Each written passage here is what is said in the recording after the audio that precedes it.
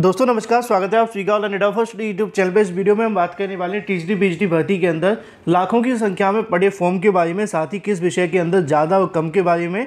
इसके अलावा edit junior शिक्षक भर्ती को लेकर, इसके अलावा अगर बात की जाए उत्तर प्रदेश में नई असिस्टेंट प्रोफेसर भर्ती के बारे में, एक एक करके सारी जानकारी आप सभी को दी जाएगी। वीडियो को लाइक कर दें, साथ ही शेयर कर दें और चैनल को सब्सक्राइब कर लें, जिससे कि जानकारी आप सभी को सबसे पहले मिलती है। चलिए दोस्तों वीडियो शुरू करते हैं। शुरुआत करेंगे सबसे पहली अपडेट के बारे में टीजीटी पीजीटी 2022 के नोटिफिकेशन को लेकर। जब से भर्ती का नोटिफिकेशन जारी हुआ है उसी दिन से अगर बात की जाए चयन बोर्ड के अंदर सुधार देखने के लिए मिला है कि उनकी वेबसाइट के अंदर कोई खराबी देखने के लिए नहीं मिली। छात्रों को यहाँ पे बड़ी आसानी से आवेदन करने का मौका मिला। अभी तक अभ्यर्थी पूरे तरीके से, चाहे वो अपना आवेदन हो, रजिस्ट्रेशन हो या फिर फीस जमा करना, सभी को शांतिपूर्ण तरीके से कर चुके हैं, जिससे कि यहाँ पे चयन बोर्ड को आगे किसी समस्या का सामना नहीं करना पड़ा। लेकिन इसी बीच अगर बात की जाए आंकड़ों के बारे में जो कि आपके फॉर्म के अंदर भर्ती हुए दिखाई दिए हैं, यहाँ पे एक बार फिर से बड़ी संख्या में टीजीटी पीजीटी भर्ती के अंदर फॉर्म आ चुके हैं। और आपको ये बात जाननी बहुत ज़्यादा आवश्यक है, क्योंकि आप किस प्रकार तैयारी कर रहे हैं, कितना कंपटीशन आपको देखने के लिए मिलेगा, ये बात आप सभी को अवश्य पता होनी चाहिए। सबसे पहले मैं आप सभी को अगर बताना चाहूँ फॉर्म्स के बारे में, तो सबसे बड़ी संख्या में जो आपको फॉर्म देखने के लिए मिले हैं वो हमेशा की तरह बालक वर्ग में गए हैं, क्योंकि इसमें कोई संशय नहीं है कि बालक वर्ग के अंदर ज़्यादा फॉर्म है। उसकी वजह आप जानते हैं, इस बार पहली बार सीटों की संख्या ज़्यादा है, पहला। दूसरी बार सबसे बड़ी चीज़ यहाँ पे देखने के लिए मिली कि महिलाओं के अंदर सीटों की संख्या कम थी, तो महिलाओं को एक ऑप्शन दिया जाता है कि वो भी यहाँ पे बालक वर्ग के अंदर आवेदन कर सकते हैं। इसके अलावा एक सबसे बड़ा बेनिफिट ये भी होता है, जो मेल अभ्यर्थी होते हैं वो तो यहाँ पे आवेदन करते ही करते हैं, साथ में फीमेल अभ्यर्थी आवेदन कर देते हैं, तो यहाँ से उनको बेनिफिट अवश्य मिले, लेकिन कॉम्पिटिशन बहुत ज़्यादा मिल जाता है। इसी बीच अगर बात की जाए महिलाओं के अंदर, तो यहाँ पे महिला वर्ग के अंदर आवेदन की संख्या इस बार भी कम देखने के लिए मिली है, चाहे आप सीटों की संख्या की वजह बताएं या फिर जो भी हो, क्योंकि महिलाओं के अंदर वैसे भी आवेदन कम आते हैं, खासकर जब महिलाएं सिर्फ यहाँ पे आवेदन कर सकती हैं, इसलिए मेल नहीं। अब सवाल आता है किस विषय के अंदर कितने आवेदन पड़े हैं, तो सबसे कम जो आवेदन देखने के लिए मिले हैं वो यहाँ पर संगीत वादन के अंदर, उर्दू के अंदर, संगीत गायन के अंदर। ये कुछ ऐसे विषय हैं जिनमें सबसे कम संख्या में आवेदन अभी तक किए गए हैं। चयन बोर्ड के माध्यम से ऑफिशियल तौर पे आवेदन खत्म हो जाने के बाद में यहाँ से पूरा का पूरा डाटा जारी कर दिया जाएगा सब्जेक्ट वाइज, जिससे कि आपको पूरी जानकारी मिल जाएगी। लेकिन चयन बोर्ड का कहना है कि पहले आवेदन खत्म होने के बाद ही डाटा निकाला जाएगा, उससे पहले सॉफ्टवेयर को नहीं छिड़ा जाएगा। यहाँ पे जो जानकारी मिली उसके आधार पर मैं आप सभी को बता दूं, इन विषयों के अंदर आपको जो आवेदन है वो कम देखने के लिए मिले हैं। इसके अलावा अगर बात की जाए ज़्यादाओं के बारे में, तो यहाँ पे मैथ्स के अंदर भी आवेदन कम है, इंग्लिश के अंदर आवेदन की संख्या ठीक है, ज़्यादा नहीं है। महिलाओं के अंदर हम बात कर रहे हैं, जब ज़्यादा की बात आती है तो सामाजिक विज्ञान, हिंदी, संस्कृत, इसके अलावा विज्ञान, जीव विज्ञान, ये कुछ ऐसे विषय हैं जहाँ पे एक बड़ी संख्या में आवेदन किए गए हैं। जब बात आती है मेल के अंदर, तो यहाँ पे भी अगर बात की संगीत वादन के अंदर कम है, संगीत गायन के अंदर, इसके अलावा कृषि के अंदर, उर्दू में, इसके साथ ही अगर बात की जाए गृह विज्ञान के अंदर फिजिकल एजुकेशन, ये कुछ ऐसे विषय हैं जिनमें आवेदन की संख्या कम है। अगर आप पूछना चाहें कि सबसे ज़्यादा आवेदन कहाँ पे हैं, तो वो आपको देखने के लिए मिलते हैं सामाजिक विज्ञान के अंदर, इसके बाद फिर हिंदी के अंदर, फिर उसके बाद अगर बात की जाए यहाँ पे आप सभी के सामने संस्कृत आ जाता है, फिर कला आपको देखने के लिए मिलता है, वाणिज्य आपके सामने आता है, फिर आ जाती है आप सभी के बीच में विज्ञान, फिर गणित और फिर उसके बाद में इंग्लिश। ये कुछ ऐसे सब्जेक्ट हैं जहाँ पे सबसे ज़्यादा आवेदन देखे गए हैं मेल और फीमेल के अंदर खासकर। सेम अगर बात की जाए प्रवक्ता को लेकर, तो यहाँ पे भी जो आवेदन है वो मेल के अंदर ज़्यादा है, फीमेल के अंदर कम है। हालांकि सीटों की संख्या सब जगह कम है।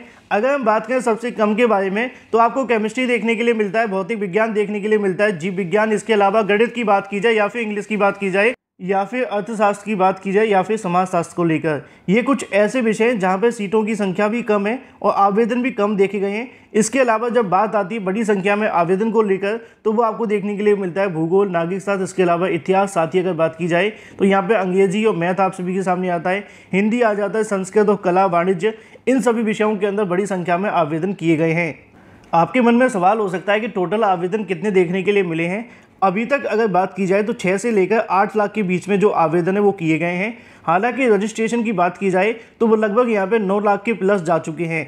रजिस्ट्रेशन वो होते हैं जिन्होंने अभी फीस जमा नहीं की है, लेकिन फीस जमा करने वाले छात्रों की संख्या 6 लाख से लेकर 8 लाख के बीच में है, क्योंकि अभी आधिकारिक डाटा जारी नहीं किया गया है। चयन बोर्ड का कहना है कि 2 से 3 दिनों के बाद में पूरा का पूरा डाटा यहाँ से जारी कर दिया जाएगा और उस समय पर आप सभी को जानकारी भी दे दी जाएगी। मतलब ये है कि इस बार भी बड़ी संख्या में आवेदन होंगे।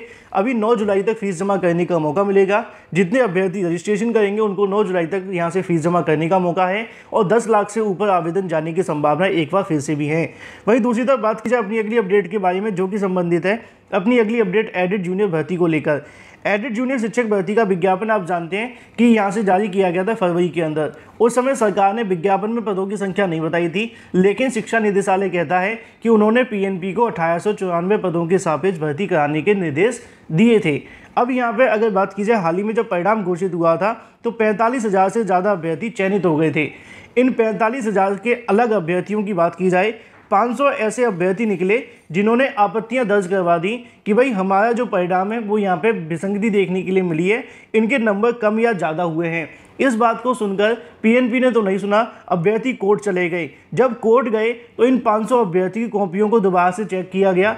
जब ये सभी कॉपियाँ चेक हुई तो पता चला कि 137 ऐसे अभ्यर्थी निकले हैं जिनका यहाँ पे सही पाया गया है। मतलब मान लीजिए कि आप 500 छात्रों को बिठाएं और 500 में से 137 ऐसे अभ्यर्थी हैं जिनके नंबर कम कर दिए गए हैं। तो ऐसे में 1000 के अंदर अगर 200 अभ्यर्थी भी होते हैं और 10,000 के अंदर अगर यहाँ पे 2000 अभ्यर्थी होते हैं तो यहाँ पे आगामी समय के अंदर जो परिणाम जारी होगा उसमें आपको जो बढ़ोतरी है वो देखने के लिए मिलेगी, क्योंकि हर एक अभ्यर्थी सभी की तरह सक्रिय नहीं होता है। उनको लगता है कि हम फेल हो गए और वो साइड से बैठ जाते हैं। कुछ अभ्यर्थी आसपास के प्रयागराज के नहीं होते हैं तो वो यहाँ पीएनपी नहीं जा सकते, उनको जानकारी नहीं है कि कैसे नंबर को बढ़वाया जाए, और हर एक अभ्यर्थी कोर्ट भी नहीं जाता है। अब हाल ही में एडेड जूनियर शिक्षक भर्ती को लेकर जो आपका परिणाम है वो जारी होगा। शिक्षा निदेशालय की माने तो जुलाई के फर्स्ट वीक में आपका परिणाम जारी हो जाएगा। कई मुद्दों को लेकर मुलाकात जब की गई तो उन्होंने कहा कि 3 तारीख से लेकर 9 तारीख के बीच में जो एडेड जूनियर शिक्षक भर्ती का परिणाम जारी करने को लेकर तैयारियां हैं। बाकी जो भी अपडेट होगी आपको ऑनलाइन एडा फर्स्ट चैनल के माध्यम से दे दी जाएगी। मतलब 3 से लेकर 9 के बीच में आपका परिणाम जारी कर दिया जाएगा।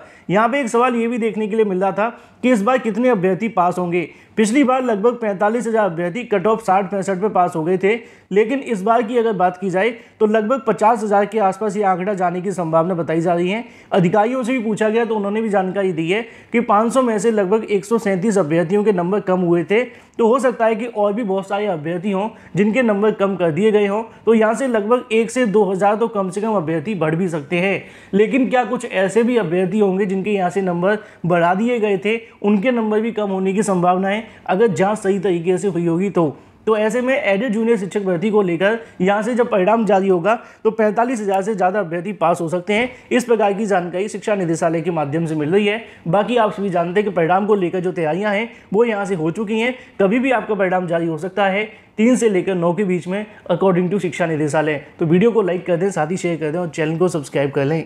वहीं दूसरी तरफ बात की जाए उत्तर प्रदेश में आने वाली नई असिस्टेंट प्रोफेसर की भर्ती को लेकर 35 विषयों पर पोस्ट वाइज जो वैकेंसी है वो जारी कर दी गई है। जल्दी इसका जो नोटिफिकेशन है वो आप सभी को देखने के लिए मिलेगा। अगर आप भी इसकी तैयारी कर रहे हैं तो बिल्कुल करते रहें। यहाँ पे आप सभी को सामने जो नोटिफिकेशन है वो देखने के लिए मिलता है। प्रदेश के अशासकीय सहायता प्राप्त महाविद्यालयों में रिक्त असिस्टेंट प्रोफेसर के अध्याचित पदों पर लागू क्षैतिज आरक्षण के विवरण यहाँ से जारी कर दिए गए हैं। कुल पदों की अंग्रेजी में 62 देखने के लिए मिलेंगे, अर्थशास्त्र के 60 होंगे, इतिहास में 25 होंगे। इसके अलावा सभी विषयों के जो पद है वो यहाँ पर लिखे हुए हैं टोटल पद। इन टोटल पदों के सापेक्ष किस किस के अंदर कितने कितने पद होंगे, क्या आरक्षण लगाया जाएगा, वो सारी जानकारी यहाँ पर दी गई है। इसी के साथ यहाँ पे भी आप सभी को देखने के लिए मिल जाता है टोटल 917 पदों के सापेक्ष यहाँ से जो विज्ञापन है वो जारी होगा, जो कि लगभग 34 से 35 विषयों पर आपको देखने के लिए मिलेगा। अपनी तैयारी लगातार करते रहें जिससे कि आपको दिक्कतों का सामना न करना पड़े। जल्दी इसका जो विज्ञापन है वो जारी होगा। वीडियो को लाइक कर दें, साथ ही शेयर कर दें।